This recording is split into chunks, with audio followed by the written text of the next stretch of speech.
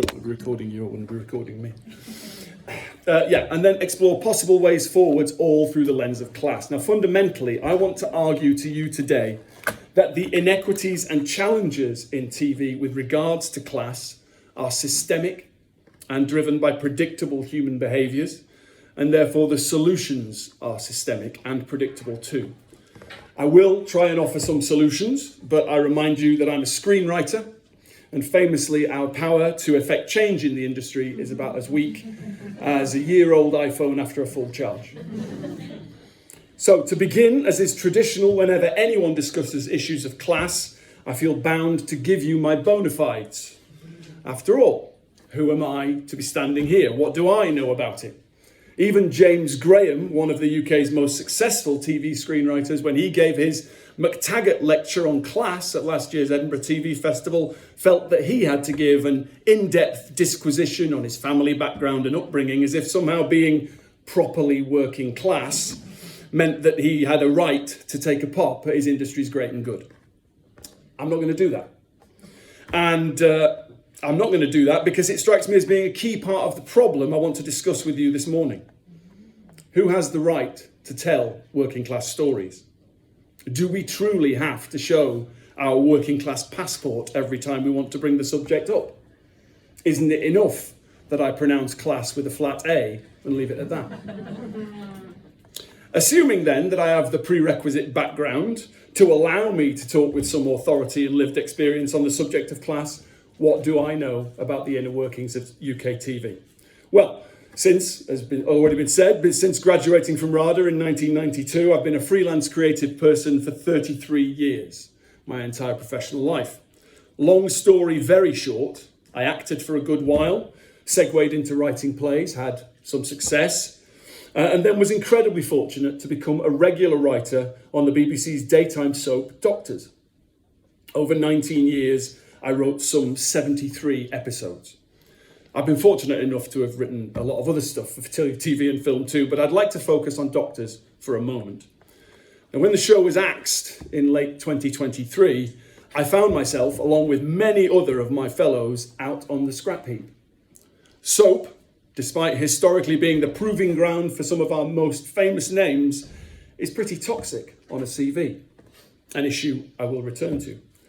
I quickly realised that the axing of Doctors wasn't a one-off based on falling ratings. The show remained a success with audiences right to the end and delivered a huge bang for its buck. Something far larger and more existential to the UK TV industry was clearly going on. I became obsessed with these structural and systemic issues impacting TV production in the UK, and I found it increasingly hard to understand why seemingly no one in the industry seemed to want to talk about them. So, on the final day of production of Doctors, at the beginning of March last year, I posted a 52-tweet thread on Twitter. It is still called Twitter. Bizarrely, that thread went viral.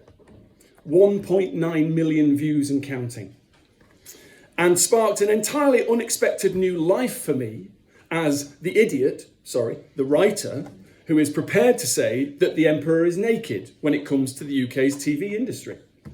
Ever since, thanks to my deep, abiding concern at the dwindling opportunities in TV for all but the most privileged, I have become something of a Cassandra, being interviewed on radio, podcasts, in the press, even being invited to give keynotes. All to insist, in the face of the TV industry's relentless need to accentuate the positive, that the sky is falling. But is it really? What's the state of UK TV right now? Well, Beth has already told us, but I'm going to tell us some more. Strap in. Even the desk doesn't want me to do this. A recent survey by Beth, the Union for Freelancers in the Creative Industries, found that nearly half, 49%, of the TV industry workforce is currently out of work. Now, some will insist that this is simply an adjustment, a bust after a boom, and the boom will surely come again. I would argue it is deeper rooted than that. It is a time of seismic change, a paradigm shift the like of which we haven't seen in TV in decades. The old models of how TV is made are crumbling before our eyes. And as of this moment, no one can definitively say what comes next or how the future will look. But when it comes to TV, as with film, the maxim is always that of the late great Hollywood screenwriter William Goldman: no one knows anything. Now, what we do know for certain is that over the past few years, the amount of TV being developed, commissioned and made in the UK has plummeted.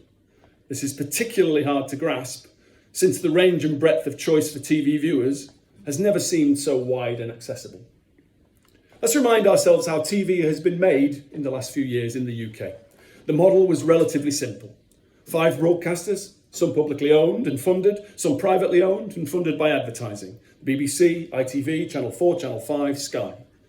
Each broadcaster needs content, and God, I hate that word, content to fill its schedules, and so fields pitches from independent companies, indies, who sell their ideas to the channels via commissioners who buy the shows they want, paying the indies to make them. There's some in-house, but basically that's roughly it. Now, several factors have emerged to shatter this model for good. COVID, which halted and then grossly accelerated production beyond all reasonable limits, a bubble that was doomed to burst. The exponentially rising costs of making TV, combined with soaring inflation, placing a huge squeeze on available budgets, rapidly changing audience tastes and viewing habits, leading to the swift decline of linear scheduled TV, and the crucial factor driving all these changes, the rise of the streaming services. Netflix, Amazon, Apple, Disney, Paramount, etc.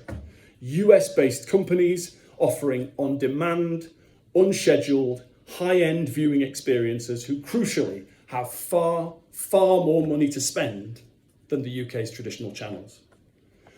The best analogy I've come up with is the existing UK channels were like the old traditional high street. Local businesses selling local goods, catering to the needs of the local community, all very League of Gentlemen.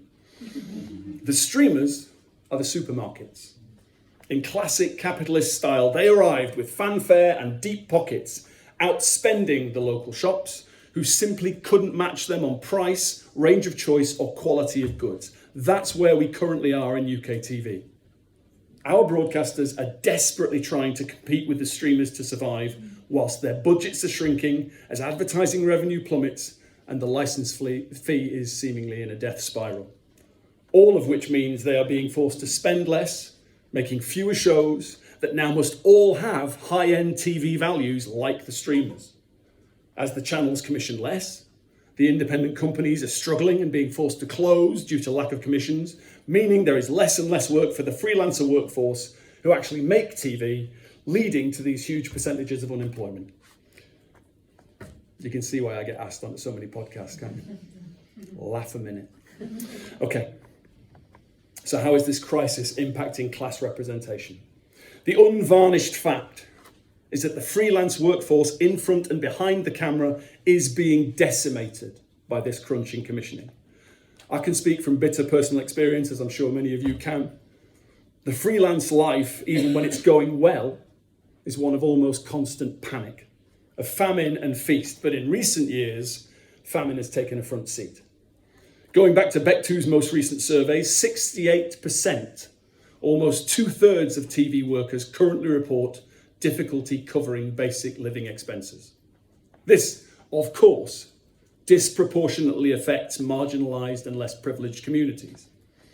Another survey quoted by James Graham last year found that just, here's the one, 8% of people working in television are from working class backgrounds. The lowest in at least a decade, and I suspect that percentage has fallen rapidly since then. The TV industry, like all the arts, has always been a tough place to make a living if you're not already of independent means, but I'd argue it has never been this tough for so many. The TV industry is one of the most successful industries in the UK, and it is the Wild West.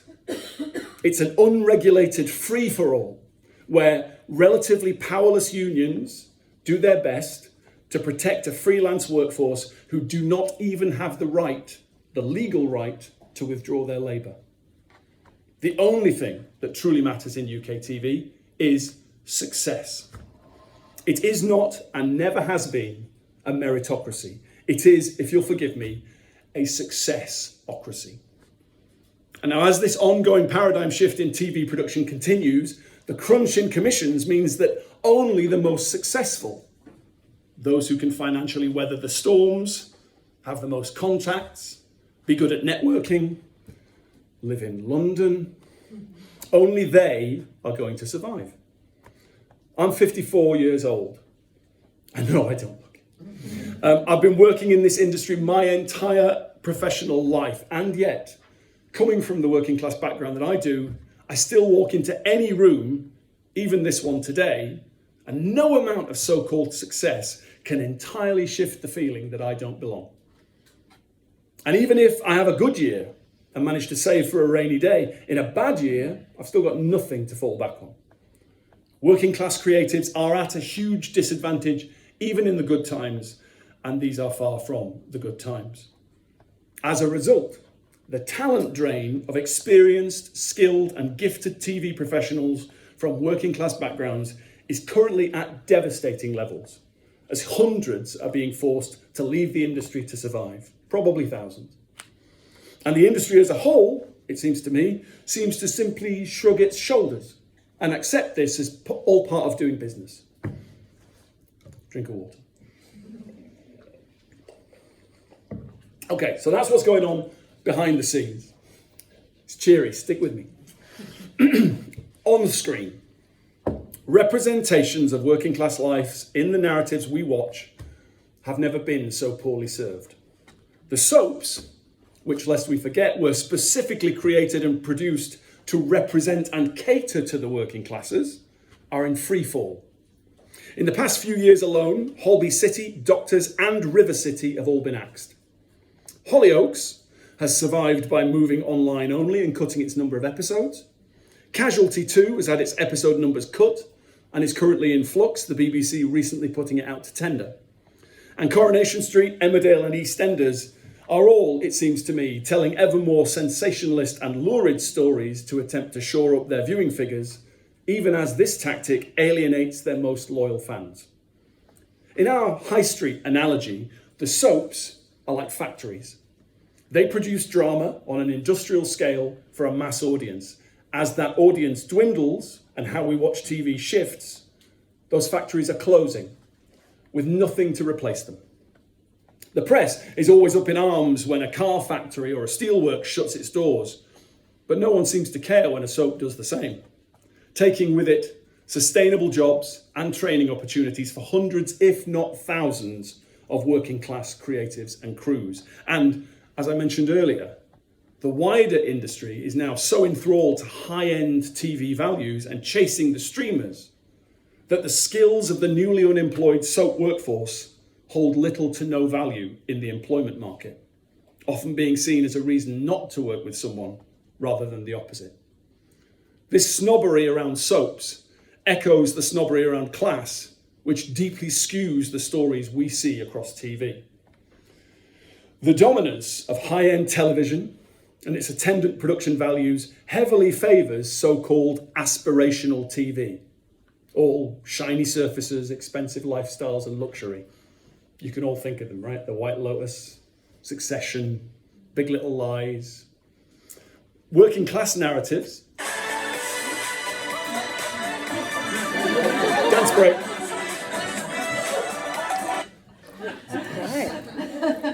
Come on, are you wearing your game?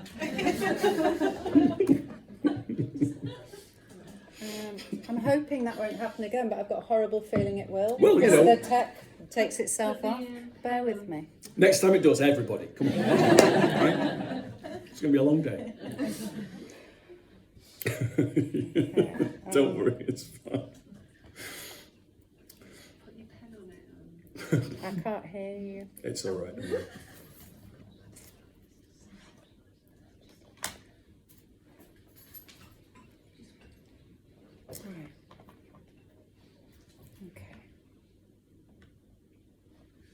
Apologies. That's all right. Working class narratives tend to be much more localised to place in ways that don't easily sell globally, and so are consequently far less likely to be produced at bigger budgets. And when they are, Adolescents, Toxic Town, they're driven by star names in front of and behind the cameras: Stephen Graham, Jodie Whittaker, and of course the ubiquitous Jack Thorne, who never seems to sleep. If the odd working class story on a lower budget does manage to get made and break through, Sophie Williams' Alma's Not Normal, Janice Occo's Just Act Normal, something about normal there, they are the exception. The challenges standing in the way of telling working class stories on our screens are far in advance of those of privilege. But none of this is new. The arts have always been a precarious and niche profession. Everyone knows that going into it. And let's face it, most people who work in the arts are, we all know this, right, are overprivileged, overpaid dilettantes who largely do it as a hobby, right? Yes, I've got some nods, good. That's how it is. And it always has been. So why should anyone care if working class folk who are daft enough to want to work in the arts are finding it hard right now? Boo-hoo. Get a real job, like the rest of us have to. So that pernicious narrative about the arts always makes my blood boil. In the first place, the number of people actually working in the arts, making anything more than minimum wage, believe me, even the most successful ones, is tiny. In the second place, the notion that to make art one must, of course, be from privilege, making it for the privileged, is quite frankly bollocks. Ask yourselves, do you know anyone from any class or cultural demographic who doesn't consume at least one piece of art?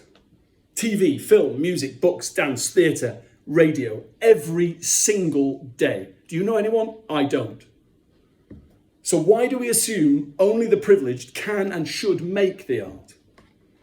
The arts have long been a mainstay of working class life, but the decimation of arts education under successive governments, even the current one, combined with austerity gutting public funding for the arts, has made it seem even more of a pipe dream to do as an actual job than when I was starting out 35 plus years ago. And that is a national tragedy, and frankly, it's a crime.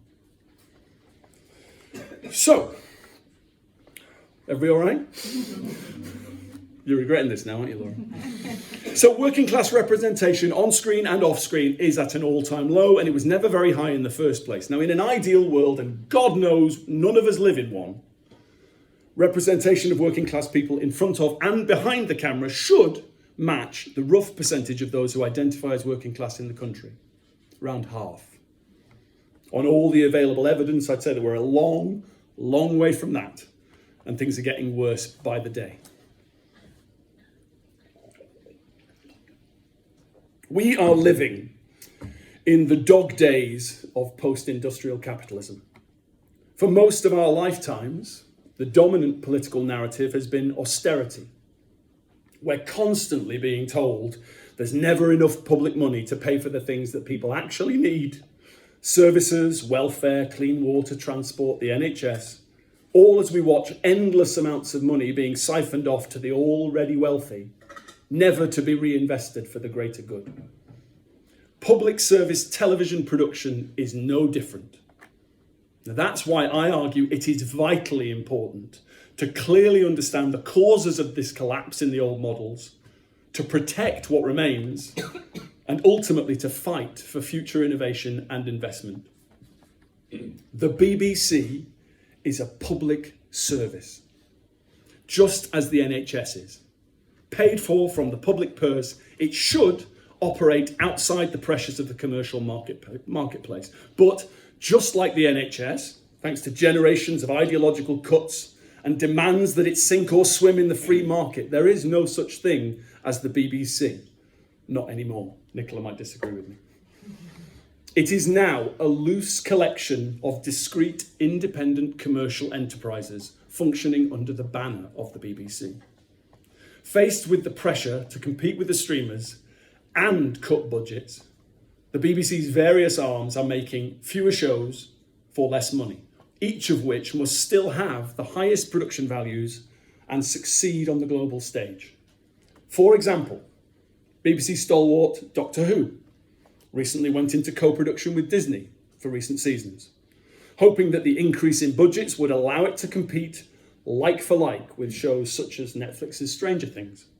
It remains to be seen if this succeeded. As we all know, the Disney agreement has come to an end and the show's currently on hiatus, with the BBC insisting they will bring it back without saying how or when. The commercial channels, ITV, Channel 5, Sky, are under similar austerity pressures since their revenue is plummeting due to advertisers fleeing as viewing figures drop, and so their commissioning choices are similarly impacted. Clearly, what suffers are shows that can't level up to high-end values and will only ever appeal to a local audience, such as Mr. Bates versus the Post Office, which, despite its huge success and impact on the national conversation, reportedly lost ITV £1 million. The travails of UK sub-postmasters proving to be an impossible sell on international markets. So the overall picture seems clear and pretty grim. UK TV has been badly impacted by austerity, has less money and makes fewer shows, at the same time as the shows it does make must compete on a far from level playing field with hugely expensive generic streaming shows that appeal to mass global audiences, all of which then disproportionately impacts the less privileged who cannot afford to survive for long periods without work. But at the same time as this situation is impacting the existing experienced TV workforce, there are still innumerable training and entry-level schemes being offered, aiming to help people from working class and underrepresented backgrounds get into TV, which is great and is also insane. If there clearly isn't enough work to sustain the workforce already in the industry, then surely trying to help new people get their start in a collapsing industry is rather like continuing to sell tickets for the Titanic after it's hit the iceberg. However, one thing I want to stress in this picture of doom and gloom is that I don't consider this direction of travel of TV to be coming from a malign place. I've spent my life telling stories, first as an actor and latterly as a screenwriter, constantly attempting to understand what motivates people and asking why they do the things they do. And in my experience, people make choices believing themselves to be good and doing their best for themselves and others. I genuinely believe the vast majority of TV executives and commissioners are simply trying to create successful shows. The problem is that in a time of contraction, drought, and uncertainty, people with power make choices from self-preservation and driven by their own unconscious biases, often unable to appreciate how their choices impact others. TV executives and commissioners naturally gravitate towards people they know, people they've worked with before, famous names who've made successful TV shows in the past, since the driver for their decisions is simple: success. And nothing is more likely to be successful than what has worked in the past. Again, this is adversely hitting the working classes alongside diverse and marginalised groups and the stories that they want to tell. As David Simon, writer and creator of The Wire, recently said as he discussed his own difficulties in getting original TV shows produced, there are 3 things that will fuck up any chance of quality storytelling: fear, greed, and the hunger for repetition. All 3 of these factors are currently in full effect in the current TV landscape. So, what can be done to change things? Anybody?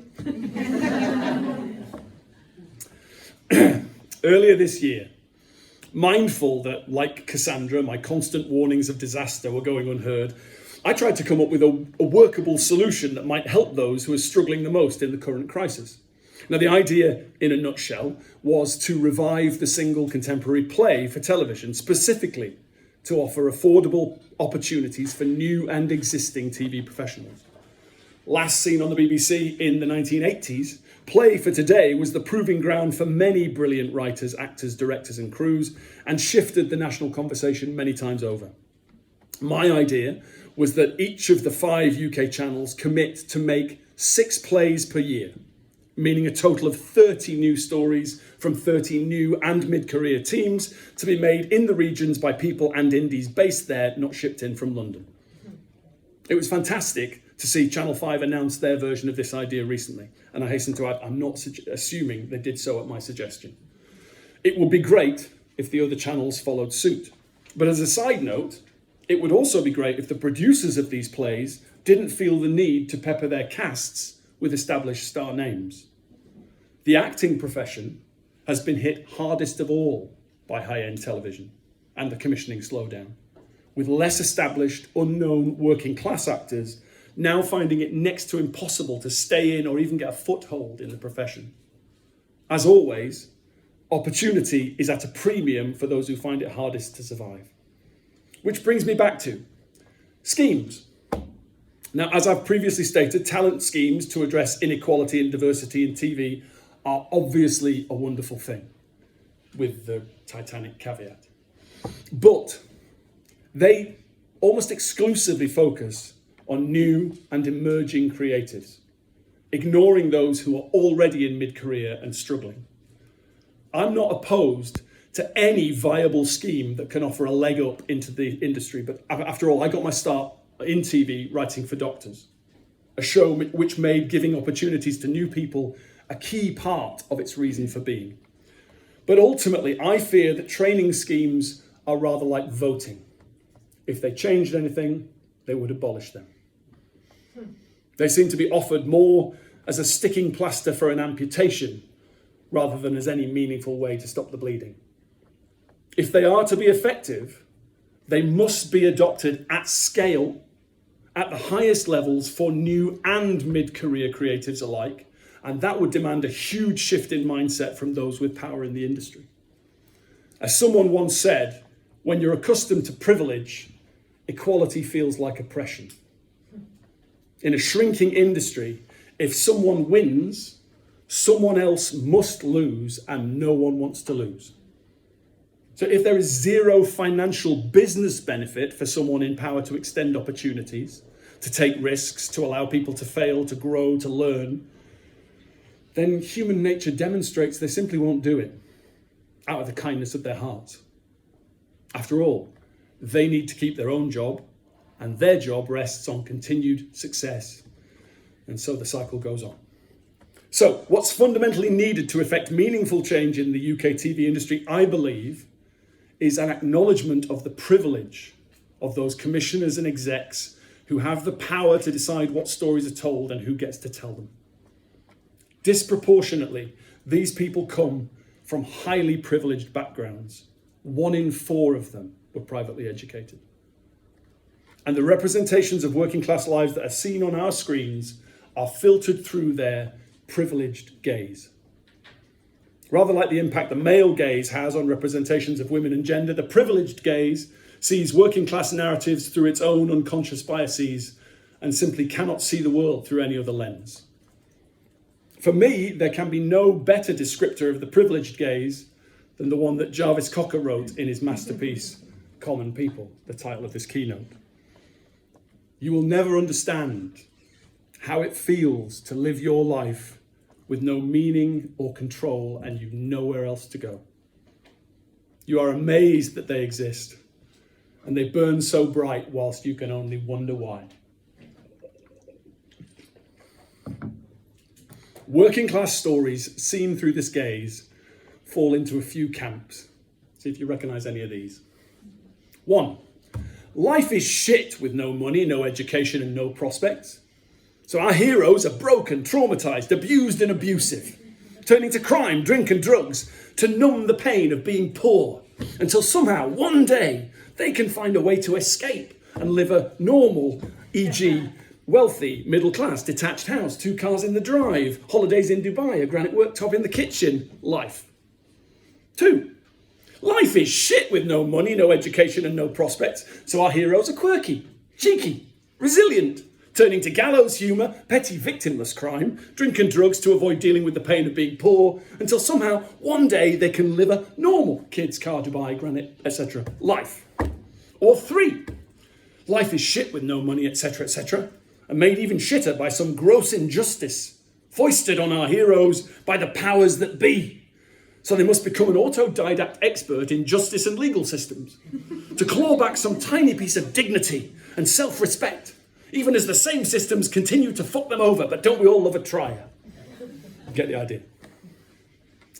Working class narratives on TV need to be freed from the shackles of this privileged gaze. Not only does it overtly impact how stories are told and who gets to tell them, but I'd argue that working class creatives unconsciously mutate their stories to help them pass through the filter of this gaze, to ensure they can secure commissions, stay in work, and maybe get their story into production and onto the screen. Ultimately, UK TV should speak for everyone, truly holding the mirror up to nature with vibrant, complex, rich, delightful stories of working class and less privileged lives. Those who decide on the stories we get to see need to open up to new ways of approaching working class narratives, not simply for the public good, but also because it's good business. To quote James Graham again, the working class audience is potentially the largest audience to UK TV makers, yet their stories are the least likely to be told by them, for them, and about them. James Graham ultimately argued that we need a proper industry-wide standard and a plan to address this issue. I agree, of course, but this is something that the TV industry is not historically good at, being made up of siloed, self-preserving, privileged individuals driven by fear of failure. Following his lecture, the TV Foundation put together a working group and published their findings before this year's Edinburgh TV Festival. The report is well worth a look, and I recommend it to you if you haven't had a look at it, and has some terrific recommendations, my favourite of which is bring back the interview. So many TV jobs are never advertised, and no one ever formally applies for them. This effectively shuts out working class people and blocks their way in. Ultimately, reports and recommendations like this are useful starting points, but I fear until the industry addresses the privileged gaze, nothing will truly be effective. Home stretch now, bear with me. One way TV might go about addressing this would be to take inspiration from the work of Alison Bechdel, US cartoonist and co-creator of the Bechdel-Wallace test regarding representations of women in film. I'm sure you all know it, but I'm just going to refresh your memories. The test posits 3 criteria to judge how a film represents women. Altogether now, it has to have at least 2 named female characters in it. They must talk to each other for longer than 60 seconds about something other than a man. Now, I'd like to freely riff on this to offer, in homage to common people, the beginnings of what I'm going to call the Cocker test. To pass it, a TV show must have at least 2 named, obviously working class characters who are central to driving the narrative. They must talk not just to each other, but also to other characters outside their class and social demographic about something other than poverty, crime, money, drugs, and getting wasted, etc., etc. There's not many shows I can think of that passed this test in recent years. One I thought of was, if anybody saw it, The Gathering, made by World Productions on Channel 4. Written by first-time screenwriter Helen Walsh. It's a superbly gripping exploration of class and privilege across all demographics and ages. It's a kaleidoscopic deep dive into modern society that reminded me very much of The Wire, and not enough people saw it. These are just some possible ways forward, and I know we'll discuss many more today. But whatever happens next, UK TV must move beyond its current grossly unequal state of crisis and flux. Something fundamental needs to change, and soon, before it really does become the bastion of privilege it is caricatured to be.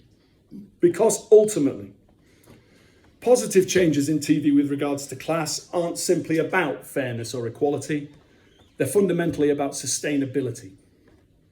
The UK TV industry, as it stands in late 2025, is an inherently unsustainable enterprise, increasingly unable to provide enough viable work to allow existing experienced professionals to survive, with far fewer opportunities for new people to get their start, to build the workforce and tell the stories of the future.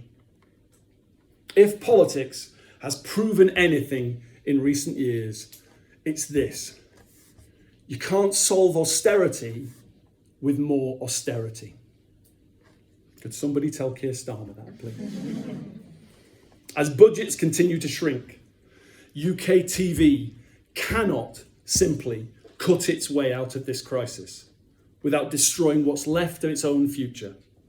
Nor can it constantly recycle old stories, reboot existing franchises, and fall back on the big stars of today.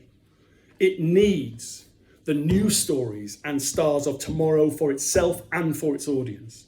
The only way forward, I believe, is to be bold, to be brave, to invest in the unknown, to risk, to fail, to experiment. Modest budgets, fresh actors, new storytellers, untold stories. In short, to be creative. And who better to meet these criteria than those who have always known how to do more with less? The working class. No one knows anything. It's true. But we do know that change is here and it isn't going away.